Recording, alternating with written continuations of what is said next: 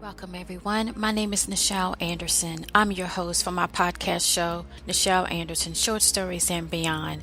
Thank you so much for joining me again for this week, where I wrap up my new epic story, Atlantis, that I started a couple of weeks ago for the month of February, where I am releasing this take of my position of describing Atlantis. So hopefully, if you have been following this new epic story, that you enjoyed my journey in writing about this very infamous place that people really do like the concept of it in a sense of history and the technology or so forth that I'm bringing in a sense forward of what I envisioned it was to be. It was. So at any rate, thank you so much for joining me this week. This particular podcast is considered a premium podcast. I do release mostly clip snippets, and then at times during my season I release the full short story. So in this particular regard, last month and this month I did a full short story release. As I mentioned, returning back to Mahogany that was featured last summer, and then this month, brand new short story of Atlantis. Going forward, I will return back to clip snippets, and to get the full short story when I do those, you will become a patron member if you so decide to get the rest of the short story. So I don't release the full short, keep you guessing there.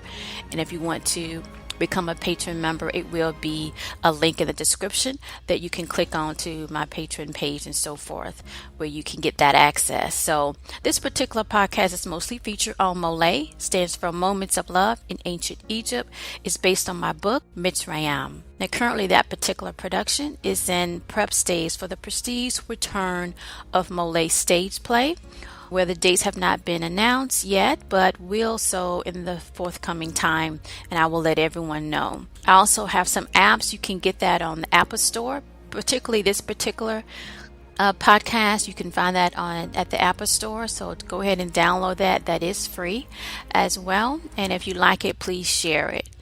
Again, so this particular last week, I'm very excited about Atlantis. I'm excited by some feedback that I got, and I just want to be able to thank everybody for tuning in and forwarding it or sharing it with other people that have been.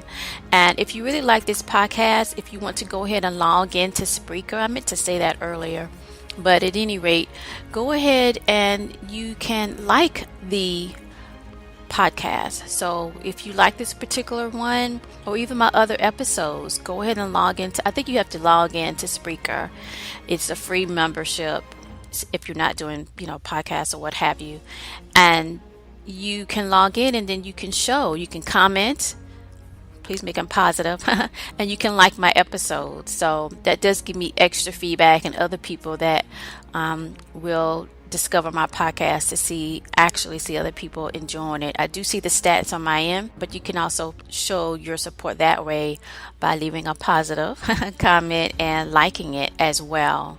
Okay, so let's go ahead and get some highlights for this particular part 3 of Atlantis. Now, during this time of the war family of Akobe, we have entered a moment of sudden unexpectancy to certain events that took Akobe and fellow Atlanteans off guard. So for this moment, we will mark the beginning of an unseen adversary determined to disregard the markings of sustained peace by Anum of Kana, by the birth of the twins. Now fast forward into the now, they are rulers of the southern region, right, of Atlantis, and those that work in alignment to have balance in the galactical celestial platform in this solar system. And their birth marked the beginning of the hope of the blessing that Anum has sent to utilize Atlantis, the position that they are on the planet Tamat that we call Earth and beyond. All right, so that's what we're going to get into today. Again, I have my guest speakers, Mr. Reese Haines and Brett Lewis. Their contact information, if you want to get in contact with them with any future projects or what have you, please reach out to them. Their contact information will be in the description link as well, right? So let's go ahead. Let's begin. For this week of my February 2019 feature release of Atlantis for season 2 of my podcast show, Nichel Anderson Short Stories and Beyond. For this week entitled Bonus Part 3, What is unseen can be mighty.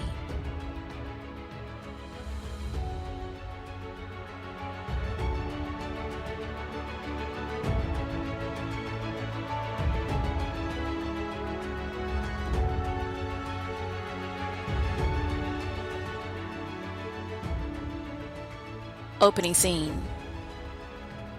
We see Akobi standing in the center domain of his reign, looking out to the grounds before him that open to the meadow as far as his eyes can see.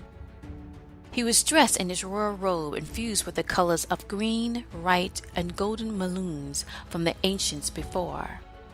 His hair glowed with grayish patterns from the wisdom before into the wonders what is to be by choice. In the crown palace of leadership, the central domain of Atlantis, reinforced his position outward to oversee his territory, now divided up between his children. Still, he felt the weariness of those around him of the continuing dilemma of intergalactic disturbance by the constellations of 10. There were others sitting behind him, awaiting his next call to action regarding the constellations of 10. He finally turned around and spoke in authority of leadership. Akobi said, "We will meet with their forefathers of leadership to assure our mission forward for Atlantis." Mafatso, his general of all Atlantis and trusted friend, spoke up with concern. In those times before, discussions left us still at neither crossroads within the intergalactical region. Lyson, the second-ranked military officer of Atlantis, spoke. Arshay, if they be knowing to the deal forward outside of their reign, we shall see their persistence and their resistance to peace in our voyage through the pathways and Pleiades. Akobi spoke. Let us focus on the open Basu moment to reach for which we aspire within. Mafatsa and Lhasa nodded before Akobi. Akobi spoke. There is another that we all must do at this moment of Atlantis' mission, to break from the Alliance constellations of 10. Everyone listened to what was the anew. Then Akobi spoke.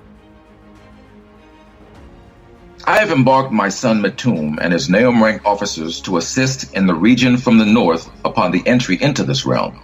With such a force, our position to no longer comply with the constellations of 10 will be heard and followed. Immediately, all of the military advisors and the general nodded and responded. Arshay. Immediately, all of the military advisors and generals nodded and responded. Arshay, Arshay. Meanwhile, we see Matum, the ruler of the northern Aspu region of Atlantis, and over 100 Atlanteans gearing up to protect the border and outskirts the far north of his rulership ordained by his father Akobi. For Matum and his father knew that some resistance will come upon them after the forthcoming meeting with the leaders of the constellations of 10. The movement of rule by Matum gathered up on their mission on land by animals for what would be called a species in future generations camels, domesticated. Matum was the leader as his officers followed, and the time they reached the area seemed as a half-apsu of time.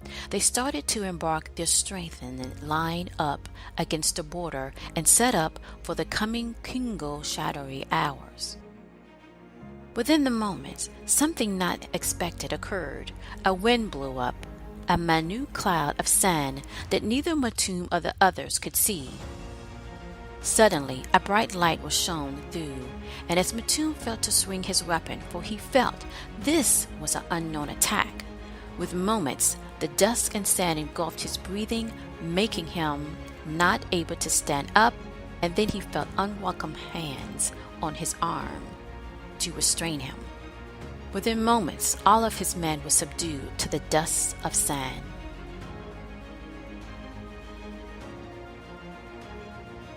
On the southern region of Atlantis, it is Makato that was talking with her close confidants and Arente, her twin brother. Suddenly she stood up and walked to the edge of the mountain ridge and looked out to the open sea of blue water. She felt to held out her hand as she felt a current of change. Arente was the first to speak up to his twin sister. What do you feel to be so at this moment? Then Makato turned around with intensity in her eyes as she spoke. An unknown covering has engulfed the north, and I no longer can see or feel our brother. Arente stepped back as Makato's words hit him in the now anew.